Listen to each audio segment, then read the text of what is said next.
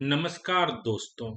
हम लोग प्रोफेसर इम्तियाज अहमद जी के द्वारा लिखी गई बुक बिहार एक परिचय से बिहार स्पेशल का रिवीजन कर रहे हैं।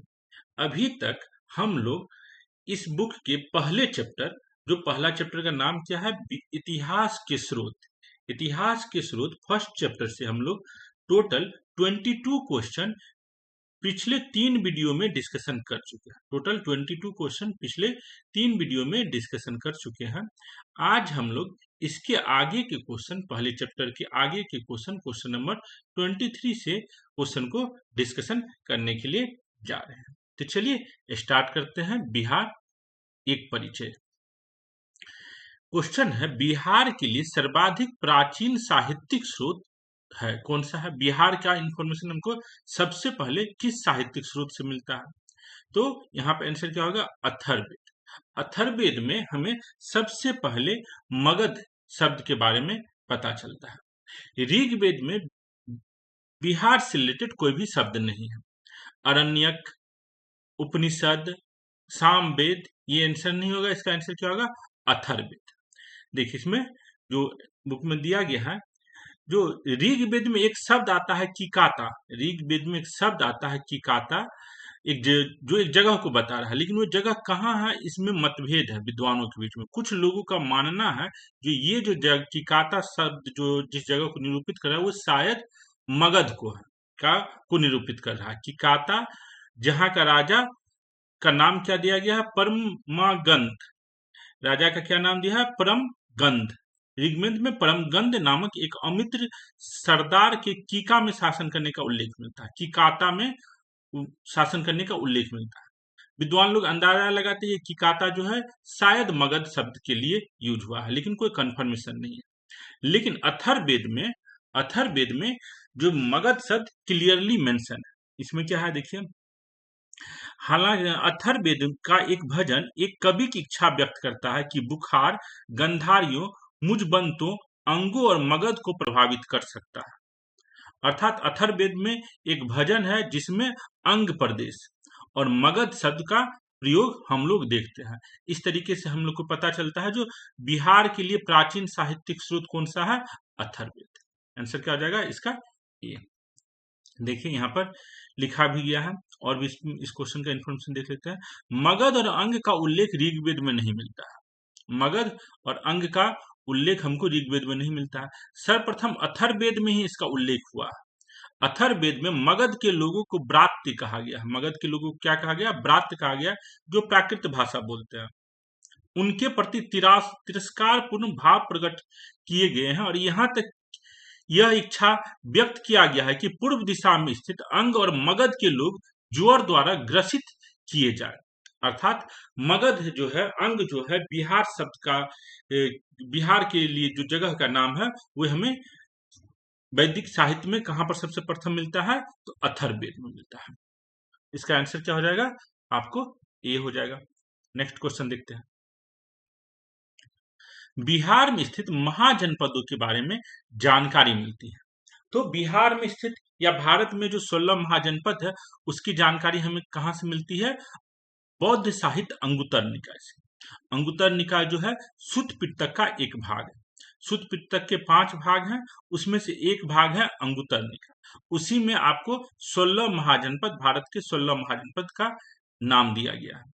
इसमें से जो हमारे बिहार में है वह है अंग, बज्जी और मगध। 3 महाजनपद बिहार में है। तो ये हमको कहाँ से मिलता है? अंगुत्तर निकाय से। इसके अलावे जो भारत में 16 महाजनपद है उसका जिक्र आपको भगवती सूत्र में भी दिया गया है। इसमें भी आपको देखिए अंग, मगध और बज्जी का नाम दिया गया है।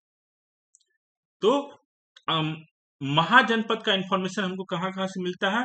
16 जनपद का, जो 16 महाजनपद है, एक है अंगुत्तर निकाय और दूसरा है अंगुत्तर निकाय जो बौद्ध धर्म का ग्रंथ है, सुत्त पिटक का पाठ है, जिस सुत्त पिटक को किसने लिखा है? आनंद ने लिखा। सुत्त पिटक को किसने लिखा? आनंद ने लिखा। विनय पिटक को किसने लिखा? उपाली ने लिखा। और जैन ग्रंथ भगवती सूत्र में भी 16 महाजनपद का जिक्र है। लेकिन हम लोग जो है, इतिहासकार जो है, ज्यादातर जो अंगुत्तर निकाय में जो 16 महाजनपद का नाम दिया गया है उसको स्वीकार करते हैं। जैन ग्रंथ में जो 16 महाजनपद का नाम है वे उसका नामांकन और अंगुत्तर निकाय के 16 महाजनपद का नामांकन में अंतर है। हम लोग जो ज्यादा यूज करते हैं, ज्यादा विद्वान मानते हैं, वह है अंगुत्तर निकाय में मेंशन 16 महाजनपद का नाम। तो इसका आंसर क्या हो जाएगा? अंगुत्तर निकाय। बिहार में स्थित महाजनपदों के बारे में जानकारी कहाँ से मिलती है? अंगुत्तर निकाय। यहाँ देखिए, इस काल की राजनीतिक स्थिति का प्रमाणिक विवरण यदि हमें किसी साहित्यिक साक्ष्य उपलब्ध नहीं होता है, तथापि बौद्ध ग्रंथ अंगुत्तर निकाय से ज्ञात होता है कि महात्मा बुद्ध के उदय के कुछ पूर्व समस्त उत्तरी भारत 16 बड़े राज्यों में विभाजित था, जिसे 16 महाजनपद कहा गया, जिसका नाम यहाँ पर है। ठीक है, नेक्स्ट क्वेश्चन देखते हैं। नालंदा के सरायटीला में उत्खनन से प्राप्त होता है। तो देखिए, नालंदा का जो उत्खनन है वहां से हमको पाल काल का बौद्ध विहार का इंफॉर्मेशन मिलता है। नालंदा का जो है उत्खनन, वहां से हमको पाल काल के बौद्ध विहार का मिलता है। इसमें शुंग वंश के बौद्ध विहार का कुछ भी नहीं है। शुंग वंश का मौर्यकालीन बौद्ध विहार का आपको नालंदा में कोई भी नहीं मिलता है। मौर्यकालीन नालंदा का जो क्या कहते हैं, नालंदा में जो महाविद्यालय भी बना है वो गुप्त काल में बना है। तो नालंदा का इसमें आंसर याद रखिएगा, नालंदा के सरायटीला में उत्खनन से प्राप्त होता है पाल काल का बौद्ध विहार। इसका आंसर क्या हो जाएगा? सी। इसका कोई सोर्स जो है हमें अब ढंग से कोई ऑथेंटिक मुझे मिला नहीं, इसलिए हम यहाँ पर नहीं दिखा रहे, लेकिन यहाँ याद कर लीजिएगा, जो पाल काल का बौद्ध विहार का सोर्स मिला है हमें नालंदा के सरायटीला में उत्खनन से। नेक्स्ट क्वेश्चन, बौद्ध साहित्य विनय पिटक और दिघ निकाय से जानकारी मिलती है। तो देखिए, विनय पिटक और दिघ निकाय से हमें जानकारी मिलती है मगध के राजतंत्र और वैशाली के गणतंत्र के बारे में। उसके बाद ऑप्शन ए सही है, हमें मिलती है दिघ निकाय में इंफॉर्मेशन है बज्जी गणतंत्र का, किस तरीके से मगध जो है बज्जी गणतंत्र पर विजय प्राप्त करता है, ये इंफॉर्मेशन है। विनय पिटक से भी हमें मगध का इंफॉर्मेशन मिलता है। मौर्योत्तर बिहार के बारे में, मौर्य काल जो है आपको लगभग में 321 बीसी से लेके कब तक का है? 185 बीसी, जब अंतिम राजा मौर्य के राजा बृहद्रथ को उसका सेनापति पुष्यमित्र शुंग मार देता है। तो यहाँ पर ऑप्शन कर रहा है मौर्योत्तर बिहार के बारे में। तो मौर्योत्तर बिहार, ये पॉइंट गलत हो जाएगा। मौर्य काल से बहुत पहले ही विनय पिटक और सुत पिटक लिखा जा चुका था। विनय पिटक और सुत पिटक कब लिखा गया है? तो विनय पिटक और सुत पिटक जो फर्स्ट बुद्धिस्ट काउंसिल जो राजगिरी में हुआ, अशोक महात्मा बुद्ध के मरने के बाद जो फर्स्ट बुद्धिस्ट काउंसिल हुआ है, उसी में विनय पिटक और सुत पिटक का कंपाइलेशन कर दिया गया था। तो विनय पिटक किसने लिखवाया था, किसने कंपाइल किया? विनय पिटक उपाली ने। और सुत पिटक किसने किया कंपाइल? आपको आनंद ने किया। तो मौर्य वंश तो आपको 321 बीसी में आया है। तो इससे पहले ही जो है आपको हर्यक वंश के समय ही महात्मा बुद्ध का डेथ हुआ था। अजात शत्रु के समय पहला बुद्धिस्ट काउंसिल हुआ था। अजात शत्रु के समय पहला बुद्धिस्ट काउंसिल राजगिरी में सप्तर्णी गुफा में हुआ था, जहां पर आनंद ने विनय पिटक, आनंद ने आपको सुत पिटक और उपाली ने विनय पिटक का कंपाइलेशन कर दिया था। तो मौर्य वंश के स्टार्टिंग से भी पहले ये किताब दोनों का कंपाइलेशन हो चुका है। तो मौर्य वंश के बाद क्या हुई, इसकी इंफॉर्मेशन इस किताब में तो नहीं लिखा जा सकता था। तो इसलिए मौर्योत्तर बिहार के बारे में इसमें इंफॉर्मेशन नहीं है। लेकिन इसमें जो बुक में आंसर दिया गया है उपयुक्त दोनों ए और बी, तो ये मेरे अनुसार तो गलत है। बी पॉसिबल नहीं है, क्योंकि विनय पिटक और दिघ पिटक मौर्य काल से पहले ही लिखा जा चुका था। हर्यक वंश के टाइम में, अजात शत्रु के समय में ये बुक लिखा गया। तो इसका आंसर केवल ए होना चाहिए। बौद्ध साहित्य विनय पिटक और दिघ निकाय से जानकारी मिलती है मगध के राजतंत्र और वैशाली के गणतंत्र के बारे में। मौर्य वंश के बाद की कहानी हमें नहीं मिल सकती है, क्योंकि ये जो दोनों बुक है विनय पिटक और दिघ निकाय किसका भाग है? सुत पिटक का भाग है दिघ निकाय। तो इसका आंसर केवल ए होना चाहिए। लेकिन यहाँ पर आंसर सी दिया गया है, मालूम नहीं किस तरीके से। हम लोग तो ए इसका आंसर मान रहे हैं। देखिए, यहाँ पर दिया गया है जो literary sources become a little firmer the history of pre Mauryan times. देखिए, pre Maurya pre-Maurya times has to be mainly written on the basis of Buddhist sources supplemented by Purana and Dharmashastra. तो मौर्य वंश के पहले की कहानी जो है हम लोग बुद्धिस्ट टेक्स्ट के आधार पर ही पता करते हैं और समझते हैं। The Buddhist canons Anguttara Nikaya mention the state republic and monarchies existing in north eastern India in the age of Buddha. इसमें लिखा जा रहा है जो अंगुतर निकाय में ये बताया गया है जो 16 महान जनपद जो आपको मौर्य काल से पहले थे। Seven of these mahajanapada several of these mahajanapada were situated in Bihar. इसमें से 3 महाजनपद हमने देखा है जो बिहार में थे। The history of 2 prominent state monarchy of Magadha and republic of Vaishali which were confronted with one another is mainly known from Buddhist canonical text Dighanikaya. जो वैशाली और मगध के बीच में जो युद्ध हुआ था, जो युद्ध अजातशत्रु ने किया था अपने मंत्री बसाकर के मदद से, महात्मा बुद्ध के सलाह से, और वैशाली को जीता था। तो ये कहानी हमें कहां से पता चलती है? दिघ निकाय से पता चलता है। दिघ निकाय भी आपको सुत्त पिटक का भाग है। तो ये हो गया। देखिए यहाँ पर मैं ये दिखाना चाह रहा हूँ जो त्रिपिटक जो है आपको त्रिपिटक में फर्स्ट बुद्धिस्ट काउंसिल में कौन कौन सा पिटक कंपाइल हो गया था। तो फर्स्ट बुद्धिस्ट काउंसिल में विनय पिटक और सुत्त पिटक कंपाइल हुआ था। विनय पिटक और सुत्त पिटक कंपाइल हुआ था। अभिधम पिटक जो है वो अशोका के टाइम में कंपाइलेशन किया गया। अभिधम पिटक तृतीय बुद्धिस्ट काउंसिल में कंपाइल हुआ। फर्स्ट बुद्धिस्ट काउंसिल में विनय पिटक और सुत्त पिटक कंपाइल किया गया था। यहाँ पर जो कहानी दिया गया है किस तरीके से बज्जी संघ पर विजय प्राप्त करता है। This is an account of बज्जी फ्रॉम द दिघ निकाय। दिघ निकाय में बताया गया है जो महात्मा बुद्ध जो है और अजातशत्रु में बातचीत होता है। जो अजातशत्रु बताता है जो मुझे वैशाली पर विजय प्राप्त करने में दिक्कत हो रहा है, आप मुझे सलाह दीजिए कैसे हम वैशाली को विजय प्राप्त करें। तो एक कहानी इसी पर है। महात्मा बुद्ध पूछता है अजातशत्रु से क्या वहां के लोग एक दूसरे की बात मानते हैं, क्या वहां पर नियम कानून चलता है, क्या वहां के लोग जो है वृद्धों की बात मानते हैं, अगर ऐसा है वहां के लोग सदाचारी हैं तो वैशाली पर विजय प्राप्त करना मुश्किल काम है। तो आपको कुछ ऐसा उपाय करना होगा ताकि वैशाली के लोगों में फूट पड़ जाए, वैशाली के लोग आपस में लड़ने लगे, तब वैशाली को जीता जा सकता है। तो इसी काम के लिए अजातशत्रु अपने मंत्री बसाकर को भेजता है वैशाली में, वैशाली के लोगों में फूट डलवा देता है, उसके बाद वैशाली पर विजय प्राप्त करता है। तो ये कहानी हमें कहां से पता चलता है? दिघ निकाय जो सुत्त पिटक का एक भाग है। तो इस तरीके से हम लोग देखते हैं जो हमें बौद्ध साहित्य विनय पिटक और दिघ निकाय से जानकारी मिलती है मगध के राजतंत्र और वैशाली के गणतंत्र के बारे में। इसका आंसर क्या होना चाहिए? ये होना चाहिए। मौर्योत्तर बिहार के बारे में इंफॉर्मेशन नहीं मिलती। नेक्स्ट क्वेश्चन देखते हैं।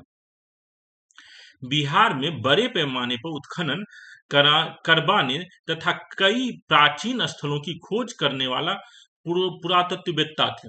तो बिहार में बड़े पैमाने पर खोज करने वाले जो पुरातत्ववेत्ता है वो कौन है? कनिंघम।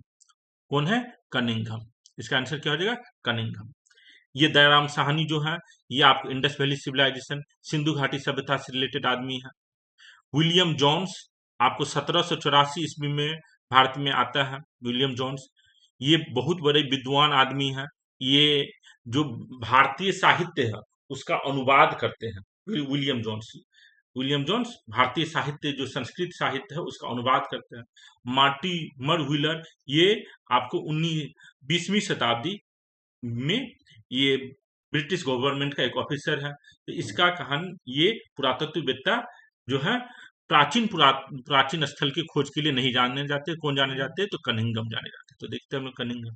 पहले देखिए दयाराम साहनी को हम लोग किस लिए जानते हैं? हड़प्पा के उत्खनन करने के लिए। उन्होंने हड़प्पा का उत्खनन किया था कब? 1921 से 1922 में। 1921-1922 में। सर विलियम जोन्स जो है आपको 1783 ईस्वी में कलकत्ता आए थे जज बन के, फोर्ट विलियम के जज बन के, और 1784 में एशियाटिक सोसाइटी ऑफ बंगाल की स्थापना किए थे विलियम जोन्स। और इनका डेथ जो है 1794 में हो गया था। ये जो विलियम जोन्स को हम लोग बता दिए जो भारूपीय भाषा परिवार जो हम लोग का जो हिंदी भाषा है, मैथिली भाषा है, ये भाषा सब किस भाषा परिवार से संबंधित है? तो भारतीय भाषा परिवार से संबंधित है। तो ये भाषा परिवार का जो कंसेप्ट है, किसने दिया था पहली बार? विलियम जोन्स ने ही दिया था, क्योंकि ये भाषाविद थे, इन्हें कई भाषा आता था। और ये जैसे Latin, Greek, Germany, Hindi, English, Sanskrit, सारे भाषाओं के ज्ञाता होने के कारण ये भाषाओं के बीच में जो संबंध है, उस संबंध के आधार पर भाषा परिवार का कंसेप्ट दिए थे, और इसी से भारतीय भाषा परिवार का कंसेप्ट आया था। तो हम लोग विलियम जोन्स को भाषाविद के रूप में भी जानते हैं। ये आर्कियोलॉजिस्ट नहीं है, इनका पुरातत्व से कुछ भी कनेक्शन नहीं है। तो विलियम जोन्स के बारे में समझ गए, दयाराम साहनी के बारे में देख लिया। अब देखिए अलेक्जेंडर कनिंघम, इनका जन्म कब है? 1814 से लेके 1893। अलेक्जेंडर कनिंघम जो है 1814 से लेके 1893, और ये जो है भारत और बिहार के कई जगहों पर उत्खनन करते हैं। जैसे नालंदा महाविहार जो है, नालंदा का उत्खनन करवाते हैं। जो मौर्यकालीन जो इंस्क्रिप्शन सब है उसका खोज करते हैं, जो हम लोग आगे के क्वेश्चन में देखेंगे। तो यहाँ पर क्या क्या नाम था हम लोग देखें। दयाराम साहनी को पहचान गए, जो इसको हड़प्पा की खोज के लिए, हड़प्पा के उत्खनन के लिए जानते हैं। विलियम जोन्स भाषाविद है। कनिंघम जो भारत में और बिहार में जो उत्खनन किए हैं कई प्राचीन स्थलों का। मार्टिमर व्हीलर, मार्टिमर व्हीलर को भी देख लेते हैं, ये कौन है? Mortimer wheeler. तो देखिए मार्टिमर व्हीलर जो है 1944 ईस्वी में director general archaeological survey of India बनाया जाता है। ये 1944 ईस्वी में आर्कियोलॉजिकल सर्वे ऑफ इंडिया बनते हैं, director general of archaeological survey of India बनते हैं। और ये जो है हड़प्पा, ब्रह्मगिरी, अरिकुमाडू, अरिकुमाडू कहाँ पर है? आपको पौंडीचेरी में एक प्राचीन बंदरगाह है अरिकुमाडू। ब्रह्मगिरी साउथ इंडिया में जगह है जहां पर अशोक का इंस्क्रिप्शन मिला है। तो ये 1944 के आसपास में भारत में आर्कियोलॉजिकल रिलेटेड काम को गाइड करते हैं। तो मार्टिमर व्हीलर, तो आप समझ में आ गया मार्टिमर व्हीलर की। तो यहाँ पर आंसर क्या आ जाएगा आपको? कनिंघम। बिहार में बड़े पैमाने पर उत्खनन कार्य करवाने वाले तथा कई प्राचीन स्थलों की खोज करने वाले पुरातत्ववेत्ता कौन थे? तो कनिंघम। इनका पूरा नाम क्या है? Alexander Cunningham.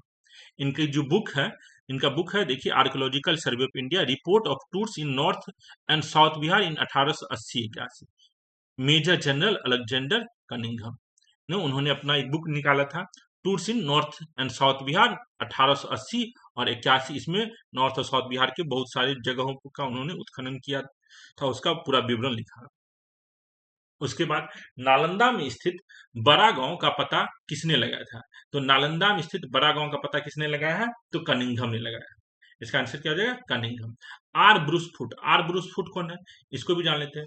तो प्री हिस्टोरिकल प्लेस, जो हम लोग देखते हैं, जो प्री हिस्टोरिकल प्लेस का जो भारत में पता लगाए हैं, उनमें हम लोग जानते हैं आर ब्रूस फुट। जो नियोलिथिक जगह कहाँ पर है, मीजोलिथिक जगह कहाँ है, पेलियोलिथिक जगह कहाँ पर है, तो ये सब खोज करने के लिए आर ब्रूसफुट को हम लोग जानते हैं। आर ब्रूसफुट को father of pre history of India कहते हैं। आर ब्रूसफुट को हम लोग क्या जानते हैं? देखिए, father of Indian prehistory Robert Bruce Foote. R Bruce Foote का क्या नाम है? Robert Bruce Foote. इसे हम लोग father of Indian prehistory के रूप में याद करते हैं। उसके बाद कनिंघम तो बता ही दिए, जो जिन्होंने किया है।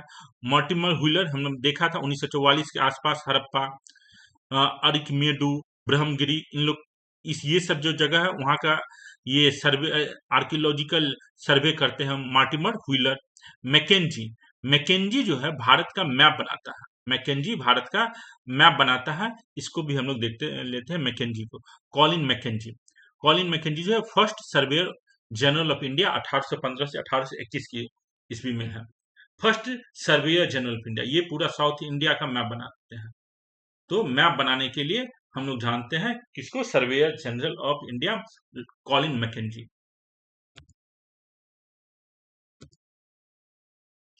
तो नालंदा में जो नालंदा महाविहार है उसका पता किसने लगाया था?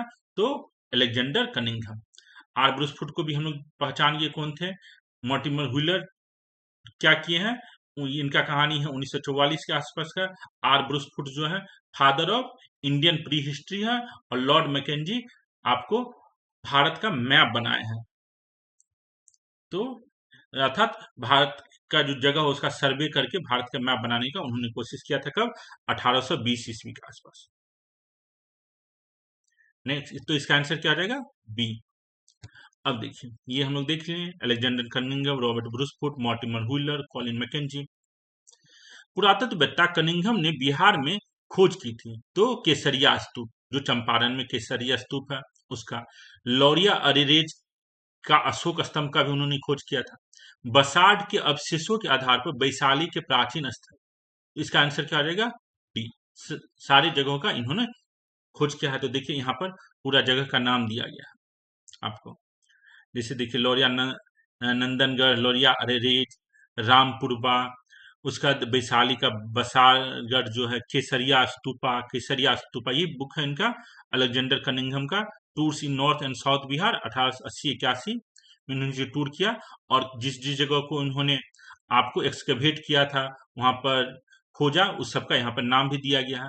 इसी नाम के आधार पर हम आपको बता रहे हैं, जो पुरातत्ववेत्ता कनिंघम ने बिहार में खोज किया था, लौरिया अरेरेज। लौरिया अरेरेज कहाँ पर है? पूर्वी चंपारण में। लौरिया, नंदनगढ़ और रामपुरबा कहाँ पर है? पश्चिमी चंपारण में। ये 3 पिलर है। लौरिया अरेरेज एक पिलर है, लौरिया नंदनगढ़ एक पिलर है, रामपुरबा एक पिलर है। किसका पिलर है? अशोक के द्वारा लिखा गया पिलर, अशोक के द्वारा स्थापित एक पिलर है। अरेरेज में जो अभी पिलर है उस पर कोई भी कैपिटल नहीं है, अर्थात कोई भी मूर्ति नहीं है, कोई भी जानवर का मूर्ति नहीं है। जो नंदनगढ़ है और रामपुरबा जो है, जो पश्चिमी चंपारण में है, ये आपको पूर्वी चंपारण में है। ये भी अशोक का ही स्तंभ है, तीनों स्तंभ है अशोक का ही। इस पर कैपिटल है, अर्थात इस पर जानवर है का मूर्ति है, और अरेरेज में नहीं। तो ये सब जो खोज किए हैं किन्होंने किया है? आपको पुरातत्वविद अलेक्जेंडर कनिंघम ने किया है। कब किया है? तो 1880 के आसपास किया है। इसका आंसर क्या हो जाएगा? उपयुक्त में से सही। नेक्स्ट क्वेश्चन देखते हैं। ये है लौरिया अरेरेज और लौरिया नंदनगढ़ का इन्होंने नाम जो है अरेरेज और लौरिया नंदनगढ़ सब जो दिया है, नाम किसने रखा है? ये कनिंघम ने ही दिया है।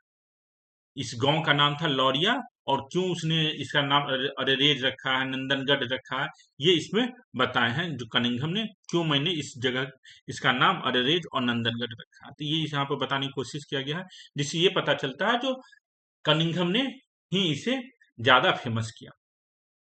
तो ये हो गया आपको लौरिया अरेरेज और लौरिया नंदनगढ़ रामपुरबा की कहानी। अब अगला क्वेश्चन है, विदेह के राजा जनक ने निष्क या सुवर्ण या सतनाम उपहार में दिया, यह कहाँ वर्णित है? तो यह है बृहदारण्यक उपनिषद। बृहदारण्यक उपनिषद में एक कहानी आता है, जो राजा जनक जो है, राजा जनक एक बार घोषणा करता है, जो आदमी यह घोषित कर देगा, यह साबित कर देगा कि वह सबसे ज्यादा विद्वान आदमी है मिथिला में, उसको राजा जनक क्या करेंगे? सोना चांदी देंगे। तो ये कहानी हम लोग बृहदारण्यक उपनिषद में मिलता है। इसको हम लोग एक बार पढ़ लेते हैं ये कहानी को। देखिए ये है बृहदारण्यक उपनिषद।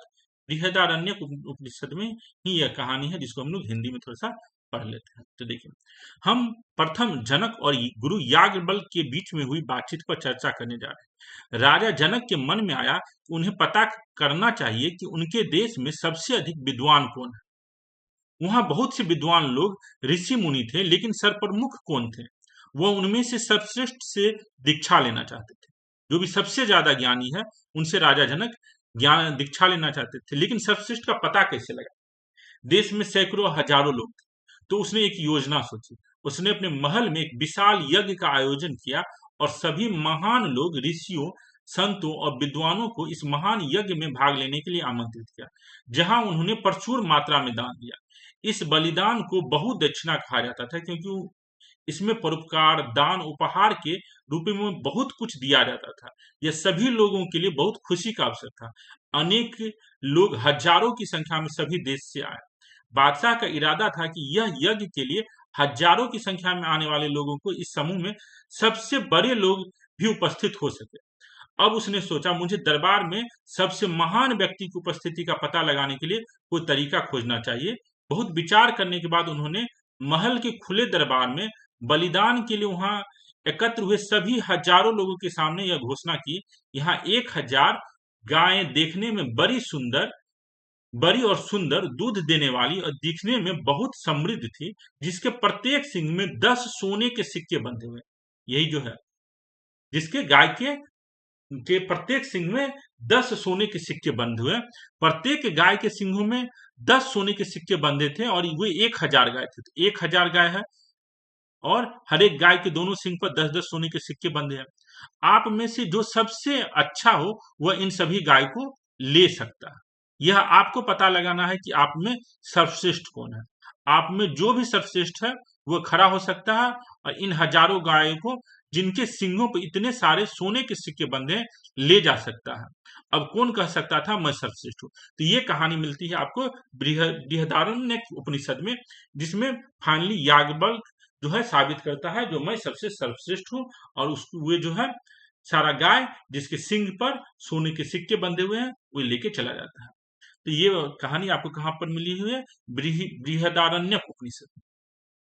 तो विदेह के राजा जनक ने निष्क या सुवर्ण मतलब सोना सतनाम उपहार में दिए। यह कहानी कहाँ वर्णित है? तो बृहदारण्य उपनिषद में। और क्या कहानी है ये भी आपने पढ़ के बता दिया है। तो नेक्स्ट क्वेश्चन देखते हैं। बिहार से प्राप्त मौर्य अभिलेखों की लिपि क्या है? तो देखिए, मौर्य काल में जो अशोक ने जो अभिलेख लिखवाए वे किस भाषा में लिखवाए हैं? प्राकृत भाषा में। प्राकृत भाषा में लिखवाए हुए हैं भारत और पाकिस्तान में। भारत में जो अभिलेख है प्राकृत भाषा में, उसकी लिपि क्या है? आपको ब्राह्मी। पाकिस्तान में जो अभिलेख है, पाकिस्तान की 2 जगह मनसेवाड़ा और साहेब गढ़ी जो है, वहां पर जो अब प्राकृत भाषा में अभिलेख है, लेकिन लिपि जो है वो खरोष्ठी है। लिपि जो है खरोष्ठी है। इसके अलावा अफगानिस्तान में हमें एक अभिलेख मिलता है जिसमें 2 भाषा और 2 लिपि है। वो कौन सा लिपि है? ग्रीक और अरामिक। तो अशोक के अभिलेख अफगानिस्तान में ग्रीक लैंग्वेज और ग्रीक स्क्रिप्ट और अरामिक लैंग्वेज और अरामिक स्क्रिप्ट में मिलता है। अरामिक स्क्रिप्ट में मिलता है। ये कहाँ पर मिलता है? अफगानिस्तान में। पाकिस्तान में प्राकृत भाषा खरोष्ठी लिपि, और मैक्सिमम भारत यूपी बिहार में आपको कौन सा है? एकमात्र प्राकृत भाषा और ब्राह्मी लिपि। यहाँ पर खरोष्ठी, अरामिक और ग्रीक दिया गया है, तो इसमें से कोई नहीं, ऑप्शन क्या आ जाएगा? इसका आंसर डी हो जाएगा। खरोष्ठी कहाँ मिलता है? पाकिस्तान में मिलता है। अरामिक और ग्रीक कहाँ पर मिलता है? आपको अफगानिस्तान के बाउंड्री पर मिलता है। तो 31 का क्या आंसर हो जाएगा? डी हो जाएगा। नेक्स्ट क्वेश्चन देखते हैं। बिहार से प्राप्त पहला द्विभाषी अभिलेख किस मध्यकालीन शासक से संबंधित है? तो इसका आंसर जो बताया गया है शेरशाह। बिहार से प्राप्त पहला द्विभाषी अभिलेख किस मध्यकालीन शासक से संबंधित है? शेरशाह से संबंधित है। तो इसका आंसर याद रख लीजिएगा, शेरशाह है। इसका भी सोर्स जो है कहाँ पर अभिलेख मिला है, उस अभिलेख में क्या लिखा गया है, कौन सी भाषा है, 2 भाषा, ये अभी तक मैंने सर्च किया लेकिन मुझे मिला नहीं। एक तो उम्मीदतः जो है भाषा एक पर्शियन भाषा होगा, दूसरा कौन सा भाषा है तो मिल जाएगा, तो हम आपको अगले वीडियो में बता देंगे, या आप लोग को पता हो कोई सोर्स तो आप हमें कमेंट करके बताइएगा। तो इसका आंसर याद रख लीजिए, बिहार से प्राप्त पहला द्विभाषी अभिलेख किस मध्यकालीन शासक से संबंधित है? तो शेरशाह से संबंधित है। और इसका आंसर क्या रहेगा? बी। शेरशाह का नाम क्या था शुरुआत में? फरीद। फरीद नाम था। फिर क्या इसका नाम हुआ? शेर खां। फिर क्या नाम हुआ इसका? शेर खां। उसके बाद हजरत अली, हजरत आला, शाह आलम भी इनका नाम है, और शेरशाह भी इसका नाम। तो शेरशाह का लगभग में 4-5 नाम है, लेकिन फेमस जो है फरीद नाम है, शेर खां नाम है और शेरशाह नाम है, याद रखना है। तो इसका जो है द्विभाषी अभिलेख बिहार में मिलता है। अभी आंसर याद रख लीजिए, इसका क्या है? बी। नेक्स्ट क्वेश्चन देखते हैं। वह पहला मुगल शासक कौन था जिसके अभिलेख बिहार में मिले हैं? तो पहला जो शासक है मुगल का वो है अकबर, जो हमको अकबर वो शासक है जिसका अभिलेख हमको बिहार में मिला है। बाबर जो कब से कब तक मुगल सम्राट बनता है? 1526 से 1530। इसका कोई अभिलेख बिहार में नहीं है। हुमायूं जो आपको 1530 से लेके कब तक रहता है? 1540। और फिर 1556 में आता है, भारत पर अटैक करता है। 1556 में आता है, तो वो अलग कहानी है। ये 1540 में शेरशाह सूरी के द्वारा भगा दिया जाता है। इसका आंसर क्या हो जाएगा? अकबर। ये भी याद रख लीजिए। कहाँ पर बिहार में अभिलेख है, ये सोर्स हमें नहीं मिला, लेकिन अभी आप इसको याद रख सकते हैं। याद रख लीजिए, जो बिहार में पहला मुगल शासक जिसके अभिलेख बिहार में मिले हैं, तो उसका आंसर क्या है? अकबर। बिहार में पहला शासक जिसका द्विभाषीय अभिलेख मिला है, तो शेरशाह। तो इस तरीके से हम लोग जो है पहले चैप्टर के टोटल 33 क्वेश्चन को हम लोगों ने डिस्कशन किया है। मैक्सिमम का हमने सोर्स दिखाने का कोशिश किया है, जिससे आपको कहानी पूरी अच्छी तरीके से समझ में आ सके। तो इस पहले चैप्टर में और अभी 10 क्वेश्चन लगभग में बचे हुए हैं, जो हम लोग कल कंप्लीट कर लेंगे। देखने के लिए धन्यवाद। कोई भी क्वेरी हो, कोई भी फीडबैक हो, तो जरूर कमेंट करके हमें बताएं। Thank you.